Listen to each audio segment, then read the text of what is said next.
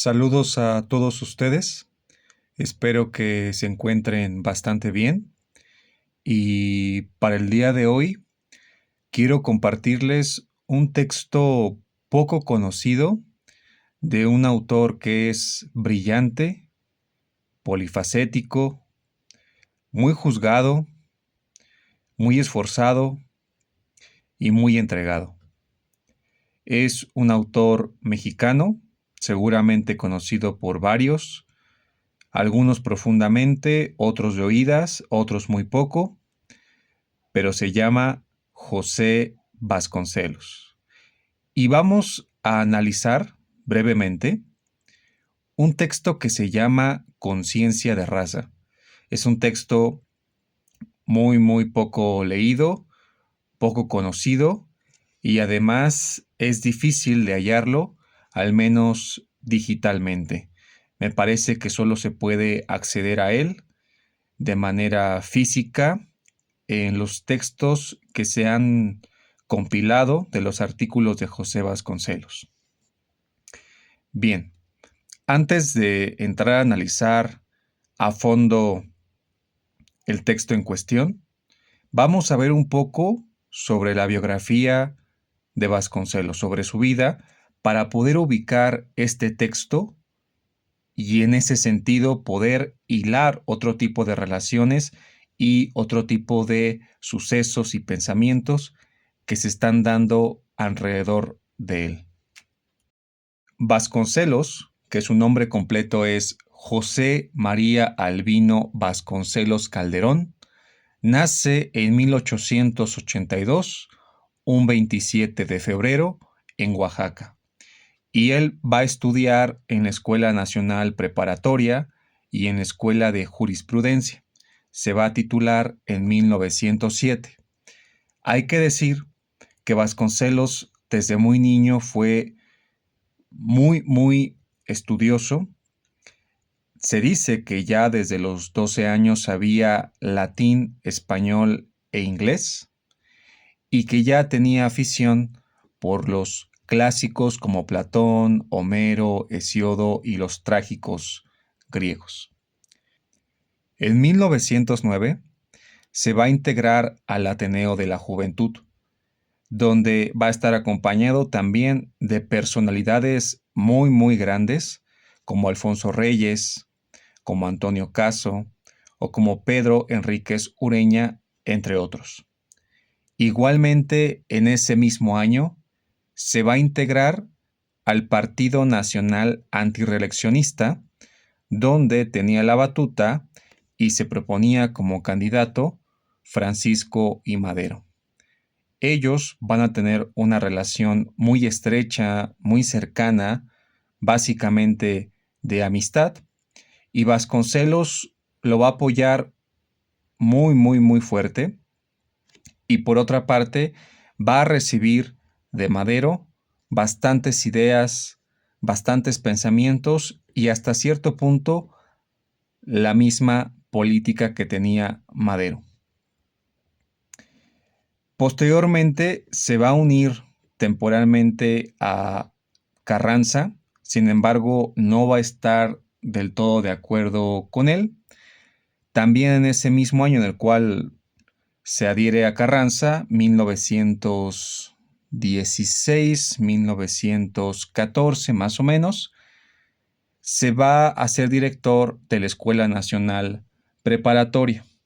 En 1920, este es un dato muy importante, va a ser rector de lo que hoy en día es la UNAM, en ese entonces la Universidad Nacional de México.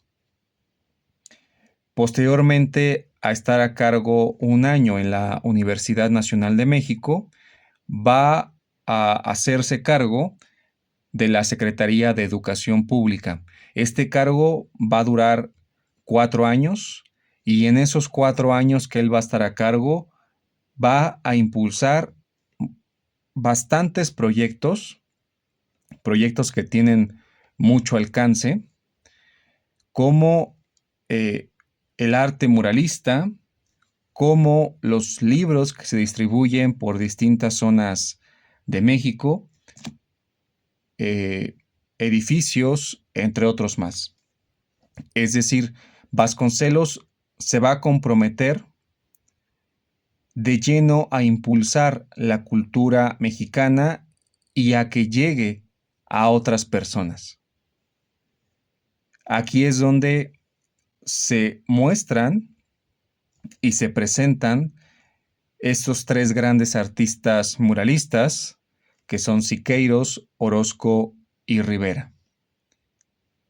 Después que cumple este cargo de secretario de Educación Pública, va a publicar una de las obras más conocidas de él y más polémicas, me parece que no solamente de su acervo, sino prácticamente de toda la historia de la filosofía mexicana.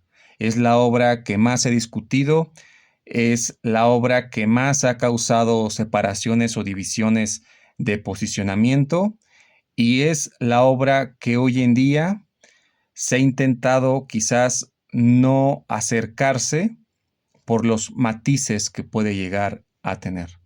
Me refiero a la raza cósmica que se publica alrededor de mediados de noviembre de 1925. En 1929 se va a proponer como candidato presidencial. Sin embargo, se da cuenta que en las votaciones hay un tremendo fraude. Empiezan a tirar las cajas de los votos, empiezan a matar gente que apoya a Vasconcelos, eh, entre otras cosas más. Y al final resultó perdedor con muy baja votación, lo cual él le atribuye, y parece que realmente así fue, a un fraude violento, a un fraude garrafal y un fraude que fue terrible y masivo. Después de esto, se va a exiliar y va a viajar por Estados Unidos y por Europa. Va a estar en París, va a estar en Alemania, en España y en otros países. En 1941 asume el cargo de director de la Biblioteca Nacional de México y en 1959, todavía siendo director de la Biblioteca Nacional de México, el 30 de junio de 1959 va a morir en Tacubaya, Ciudad de México. Y a él lo encuentran en su escritorio, postrado en su escritorio, con unas hojas regadas en las cuales estaba escribiendo una obra que se intitulaba Letanías del atardecer. No llegó a completarla, pero sí se publicó como una obra póstuma de Vasconcelos, en la cual intentaba dialogar con él, con Dios, y por otra parte intentaba liberarse de estos remordimientos, de estos pecados, de estos males que él tenía en su interior a lo largo de la vida. Y estas tristezas, estos duelos, estos pesares que él cargó. Porque, como lo mencioné, pues prácticamente vivió una serie de catástrofes, una serie de guerras, una serie de impunidades, una serie de violencias que para él le cambiaron totalmente el alma. Muchos de sus amigos, entre ellos Alfonso Taracena, incluso también el propio Antonio Caso, decía que ver a Vasconcelos era ver un alma atormentada, un alma sufriente. Y posiblemente sea por todo lo que vivió, por todas las revoluciones, los distintos movimientos revolucionarios, por las fraudulentas elecciones, por las guerras mundiales, por las guerras españolas, por la poca consideración y recuerdo que le tenía a su propio pueblo, los propios mexicanos, y prácticamente el olvido no solamente de él, sino de toda su obra.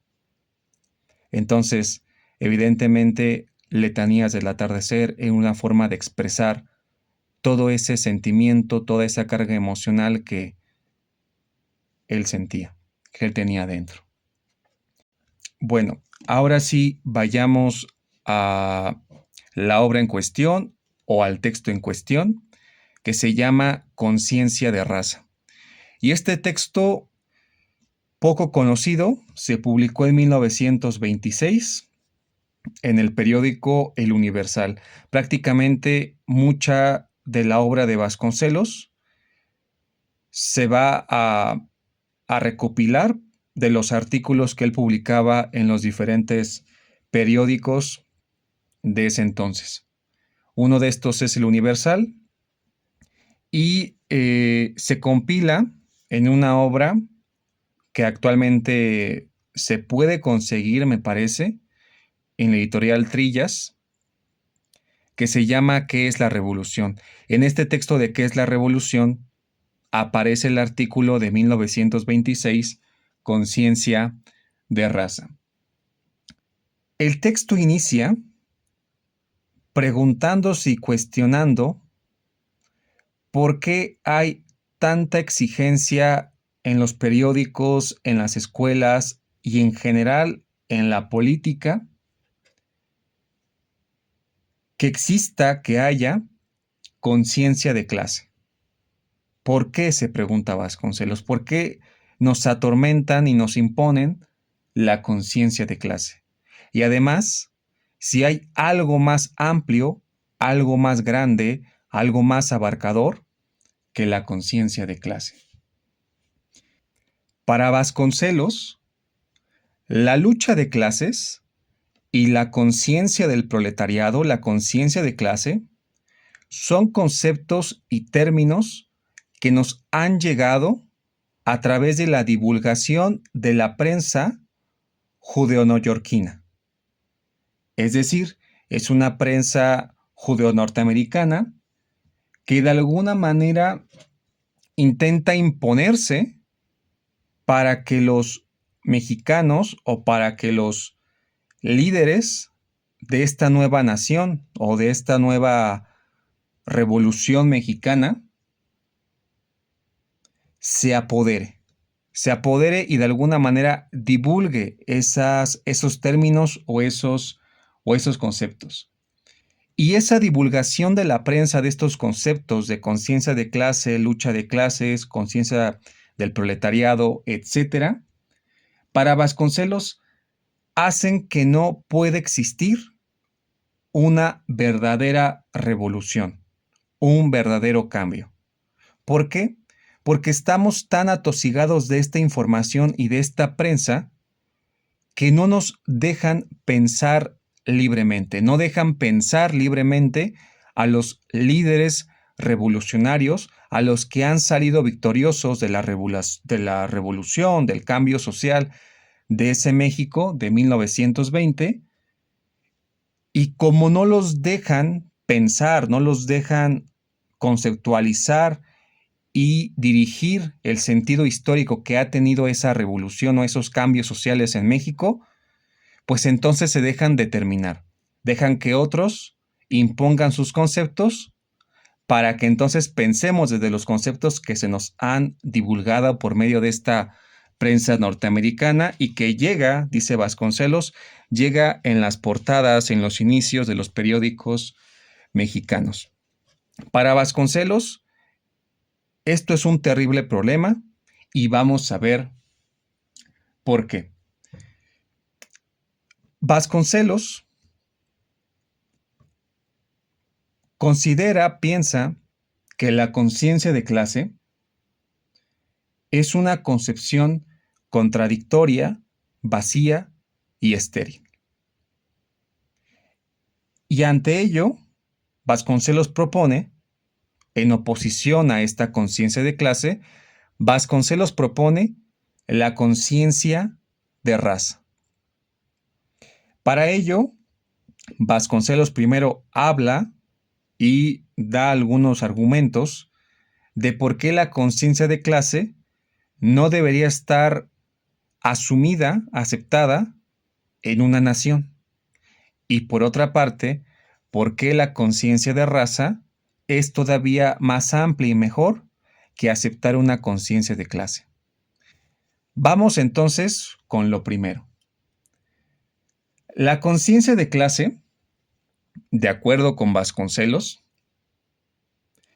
presupone una división inexacta de los habitantes de una nación o de un estado, de un territorio, de una comunidad, de una sociedad, entre ricos y pobres, entre proletarios y capitalistas.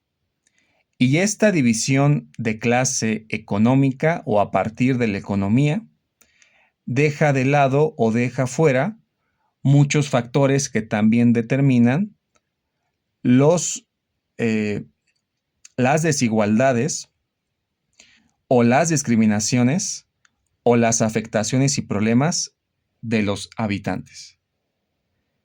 Para Vasconcelos, esta división entre proletarios y capitalistas es relativa e inestable, porque está en constante cambio. Es decir, habrá veces donde unos sean el proletariado y otros sean los ricos, y otras veces donde otros diferentes sean el proletariado y otros sean los ricos. Entonces, hay una división muy inexacta, muy cambiante, muy relativa, y que por lo mismo no deja que pueda haber cierta fijación o cierta determinación, ciertos límites para darles unidad a los habitantes y en ese sentido crear un sentido territorial o un sentido de nación o un sentido de proyecto de Estado. Por lo tanto, la conciencia de clase proletaria es un estado que impone el deseo de permanecer así. Es decir, si hay unos que son proletarios, que luchan contra los ricos y que desean, de alguna manera, los medios y las riquezas de estos ricos, el proletariado siempre va a querer ser proletariado porque desea considerarse así y porque el discurso parece que aquellos son los más aptos, los mejores y los que deben estar así. Pero que se acepte y se imponga una concepción así hace que la conciencia del proletariado o el estado del proletario siga perpetuándose. Él mismo nunca va a querer ser rico o nunca va a querer ser burgués porque quiere permanecer dentro de esta concepción proletaria, de trabajador. ¿Sí? Entonces, esto genera que siempre existan divisiones, que siempre existan separaciones entre pobres y ricos.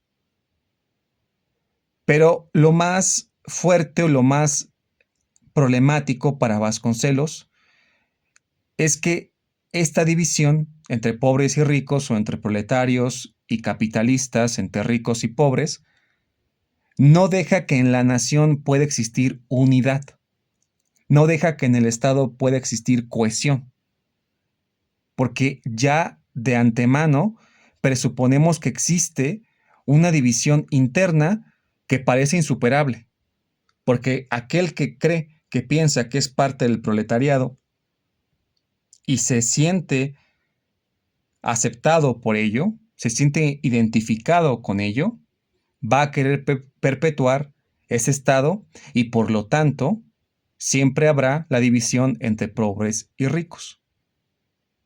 Y lo que dice Vasconcelos es que la nación, la buena nación y el buen gobierno siempre va a velar por los intereses de todos y siempre va a querer que todos, o al menos en el ideal, que todos tengan las mismas posibilidades económicas para que todos puedan ser hasta cierto punto ricos, que todos puedan tener ciertas propiedades y ciertas riquezas que les permitan superarse e incrementar su espíritu, su nivel cultural.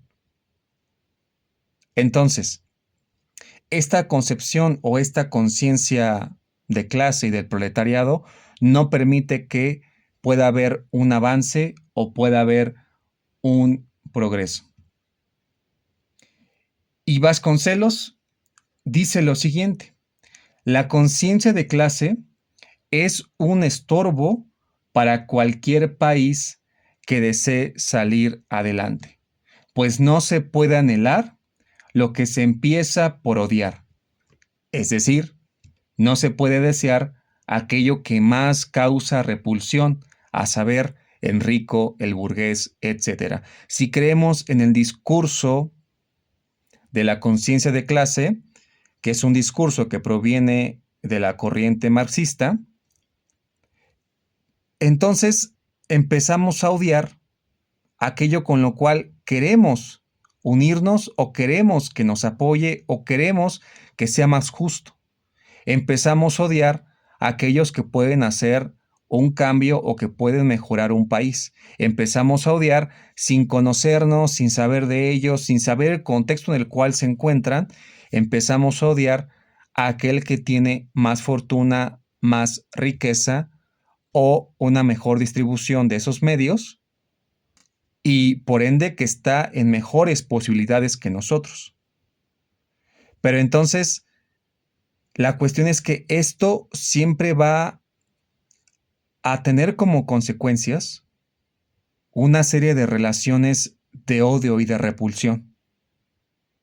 Por más que queramos, en este caso Vasconcelos o el gobierno de Vasconcelos o el gobierno en turno, por más que quiera ayudar a los más necesitados, a los de abajo, a los pobres, si se acepta el discurso marxista, jamás van a aceptar la ayuda, porque jamás van a querer ser ricos o ser burgueses, porque es lo que más odian, es a lo que más le tienen repulsión y por lo tanto se tiene que aquel que sale de su pobreza para ser rico es un traidor.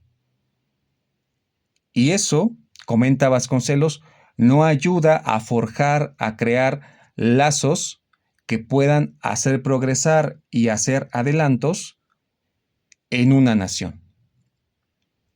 Por ende, dice Vasconcelos, la conciencia de clase solamente busca dos fines. Por un lado, rivalizar y acabar con la riqueza, o por otro lado, servir de arma para los hipócritas, porque el discurso se puede utilizar para aquellos que aparentemente no quieren riquezas, pero en el fondo aman tener riquezas, aman tener mansiones, aman tener casas, aman tener carros, etcétera. ¿Sí? Entonces, de alguna manera, estos detalles y estas consecuencias que tiene la aceptación del discurso marxista sobre la conciencia de clase y la lucha de clases hacen que no se permita la unificación o la cohesión de un país. Y por eso, comenta Vasconcelos, eso no es lo mejor, no es lo más apto y no deberíamos como nación creer en discursos ajenos a nosotros, que no entienden nuestra realidad y que no dejan que se pueda dar una verdadera revolución. Creer en el discurso marxista para aplicarlo acá es una forma de determinarnos y de imponernos que no es la de nosotros, sino la de otros. Y así no se puede dar un cambio. Cuando hay verdaderos intelectuales, y sobre todo en la época de Vasconcelos, que parece que se reproducían, hay varios intelectuales de la época en las cuales podemos beber de esas fuentes para pensar a la nación, para pensar lo mexicano. En contraste con la conciencia de clase, Vasconcelos propone la conciencia de raza. Y la conciencia de raza es aquella en la cual remite y brinda un culto a los antepasados y a la tradición. Es decir, la conciencia de raza es aquella en la cual trata de recuperar y de reactualizar ese pasado que nos es dado o que nos conforma, así como la cultura, la historia, la economía, el idioma, las formas de pensamiento, las formas de vivir, las costumbres, etcétera. Para Vasconcelos, la conciencia de raza, que es esta conciencia que sabe del antepasado, sabe lo que ha pasado, sabe los personajes, las grandezas, pero también las derrotas, y que sabe de la tradición, esa conciencia de raza sirve para que aquel que pertenece a un territorio o a un país sienta un orgullo ciudadano por pertenecer a donde está. Y no solamente eso, sino que le da confianza en que el pueblo puede salir adelante. Porque si ha pasado fracasos, pero se ha levantado, y si ha pasado derrotas, pero ha salido adelante, es porque podemos tener la confianza de que a pesar de los desastres de la nación, podemos tener las posibilidades de mejorar y de ser más grandes incluso de lo que han sido en el pasado. Por eso, para Vasconcelos, la conciencia de raza todavía es más extensa, porque no se ancla, no se fija en las divisiones de un país, sino que al contrario, intenta expandir esa grandeza o ese caos del presente, ese desastre del presente, hacia el pasado y el futuro para engrandecerse. Y no solamente rescata el presente, rescata a aquellos que pueden cooperar, que pueden ayudar para hacer grande a un país, sino que además recupera los habitantes del pasado. Y dirá Vasconcelos, lucha y se esfuerza por los habitantes del futuro. La concepción de la raza, entonces, la conciencia de raza, posibilita, sirve como una fuerza de cohesión e ímpetu para sobresalir ya sea de los desastres, pero también para cumplir y lograr adelantos o progresos. Así, la conciencia de raza no solamente vela por el bien de los habitantes de una nación o de un país, sino que incluso lucha, persevera en conservar lenguas, idiomas, cultura, historia, personajes, etcétera, para bien y para mal. Pero lo hace porque eso es lo que lo conforma. Y así Vasconcelos nos dice que las grandes naciones y los grandes imperios a lo largo de la historia han conseguido su fortaleza y su grandeza no porque se han basado en la cuestión militar, en la cuestión económica, etcétera, sino sobre todo en la cuestión de la raza, en la cuestión de la cultura y especialmente o particularmente en la lengua. Hacer grande el hecho de cómo se habla, en qué lengua se habla. Por allí, en este texto se da el siguiente ejemplo acerca de los ingleses, donde si se le pregunta a un inglés de qué se siente más orgulloso, lo más seguro es que lo primero que le venga a la mente no va a ser los barcos, no va a ser las victorias que han tenido en las guerras, no va a ser la expansión territorial que ha tenido Inglaterra, sino que seguramente dirá que lo que lo hace orgulloso de ser inglés es haber tenido a un gran poeta y a un gran escritor como Shakespeare.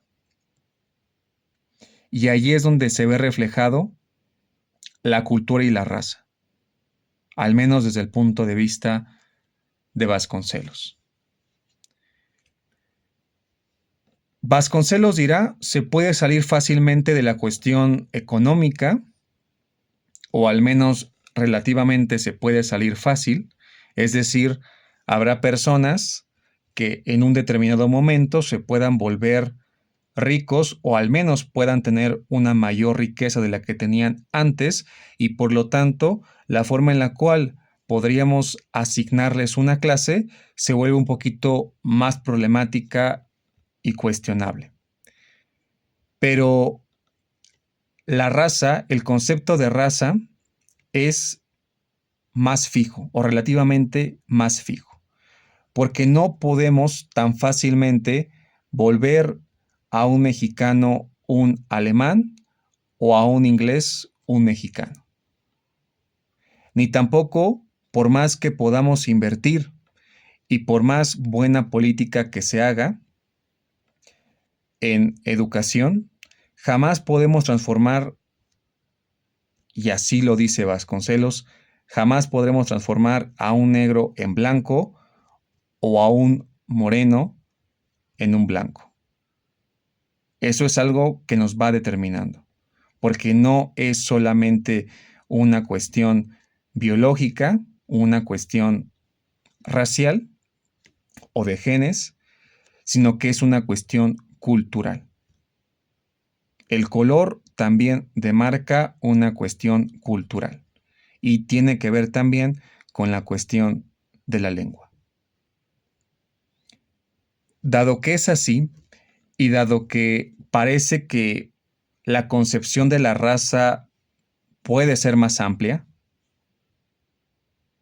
y sobre todo si se hace un gran esfuerzo en compartir la cultura y en hacer que, por ejemplo, la cultura mexicana llegue a más lados, entonces la raza no es algo que esté vinculado a una determinada nación o a un determinado territorio. Lo está en la medida en que temporalmente se está ahí.